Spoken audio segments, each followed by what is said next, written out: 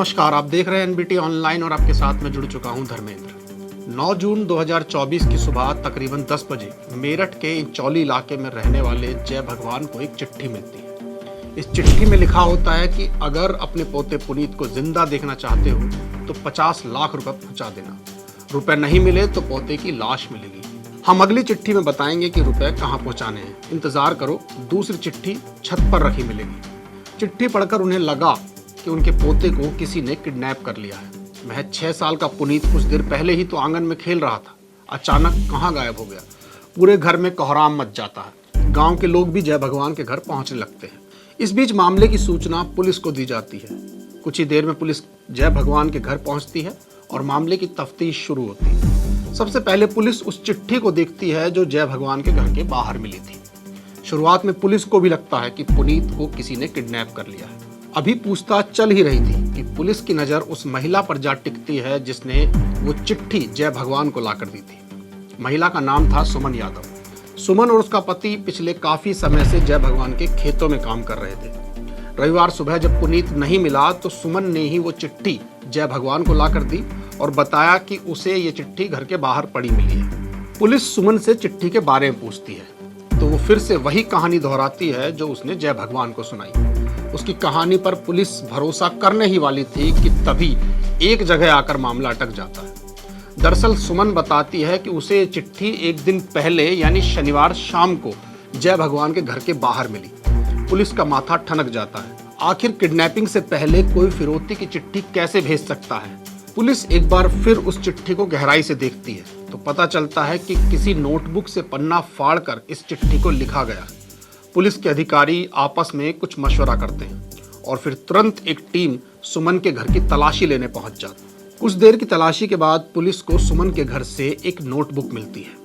खोलने पर पता चलता है कि फिरौती की चिट्ठी के लिए जो पन्ना इस्तेमाल किया गया वो इसी नोटबुक से फाड़ा गया है। पुलिस तुरंत सुमन और उसके पति को हिरासत में लेती है और फिर पूछताछ में सामने आती है वो कहानी जिसे सुनकर हर किसी की रूह कांप जाती है।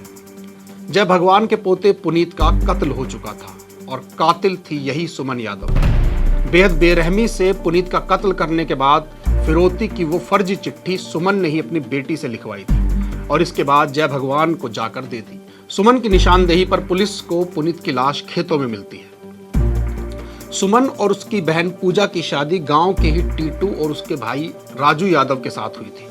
हालांकि दोनों बहनों की शादी पहले भी हो चुकी थी, लेकिन महज 1.5 महीने बाद ही इनकी शादी टूट गई। इसकी वजह थी सुमन और पूजा की शराब की लत। वहीं टीटू और राजू भी शराब के आदी थे। सुमन अपनी शराब की लत को लेकर पूरे गांव में बदनाम थी। एक दिन उसने जय भगवान से किसी काम के लिए 10,000 रुपए मांगे। जय भगवान को भी उसकी शराब की लत के बारे में पता था, इसलिए उसने रुपए देने से मना कर दिया। इसी दौरान गाँव का ही एक और आदमी रुपए मांगने वहां पहुंचा और जय भगवान ने उसे रुपए दे दिए। सुमन को यह बात खटक गई। उसने फैसला लिया कि वो जय भगवान को सबक सिखाएगी।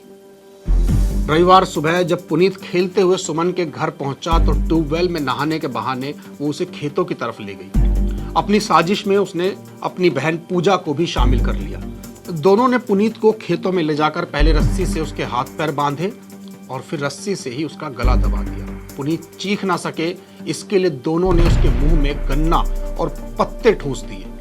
मासूम का कत्ल करते हुए दोनों बहनें इस कदर वहशी हो गई कि गन्ने से पुनीत की एक आंख तक फोड़ डाली।